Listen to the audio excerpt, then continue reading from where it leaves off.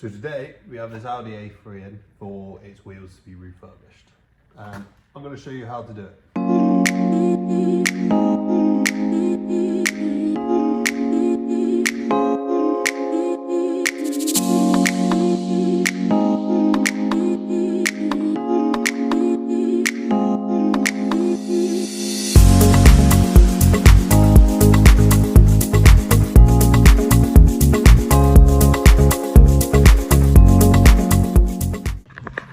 So, car's up in the air, got the wheels off, but the front wheels were on so tight, it's managed to actually snap my impact socket, which is pretty good going. He said he just got his tyres replaced by a local garage. I'll not mention names, but yeah. So now they're off, gonna give them a clean, as they feel like they've got loads of tyre shine on them. And if you don't know, tyre shine contains silicons.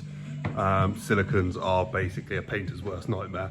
You can't see them until you start spraying, and then once you start spraying, if they're there, your job's ruined. You've got to go again, really. So yeah.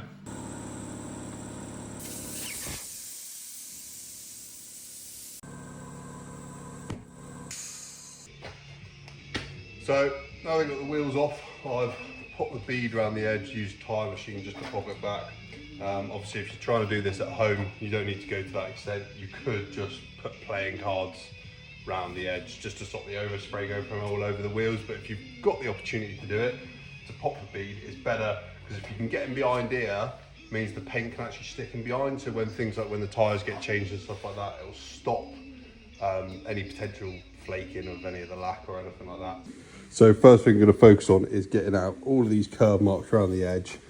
So you've got a nice smooth area when we paint. Now, the way we're going to do that is going to use a DA sander and an 80 grit to start with, nice and aggressive, and that should knock all of this and take out most of this curb rash. So I'll show you when we're done.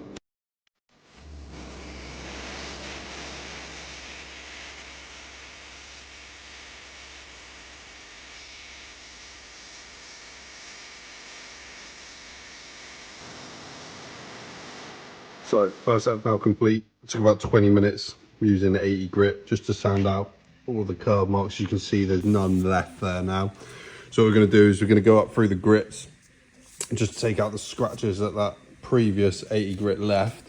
And we're going to go, so that was started on 80, we're going to go 180, 320, and then finish on 500. That will be feathered out enough that it won't leave any scratch marks when we start base coating up, especially as these are going to metallic silver. You get away with a bit more if you're using a direct gloss, but on this case with these metallics, they do show up all the scratches, so you need to make sure very thorough to get out all those scratches.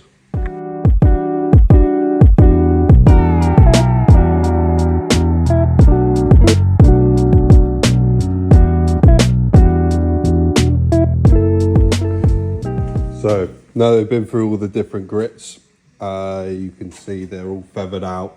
There's no edges to any of that, and all of those scratch marks have come out. What we're going to do now is we're going to get into all of these bits in here in between the spokes.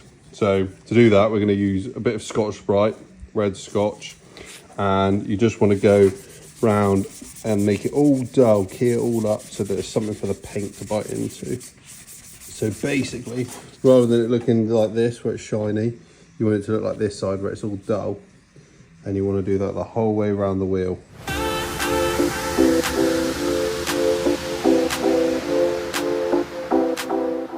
As I'm going round, I'm noticing there's just a few runs here and there. I don't know if you'll be able to see that on the camera from where it's previously been painted. So what we're going to do for that is just going to take a bit of 500 grit.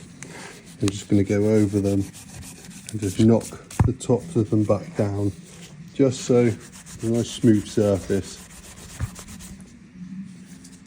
when we put down our base coat.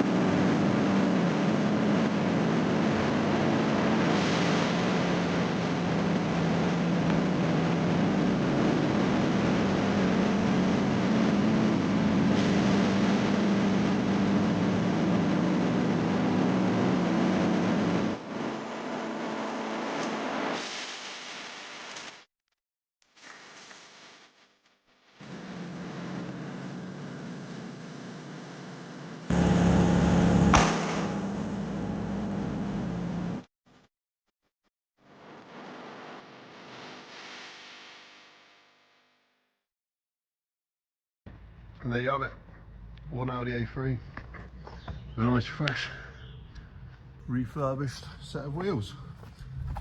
Looking very smart, matching the rest of the car now, ready for a customer to come pick up. I hope you enjoyed. If you did, let me know in the comments what you think I should do as the next video on a how-to. Still here at the end? Well, thanks for watching all the way through. You're an absolute legend. If you enjoyed or found it helpful in any way, consider subscribing and liking for much more to come.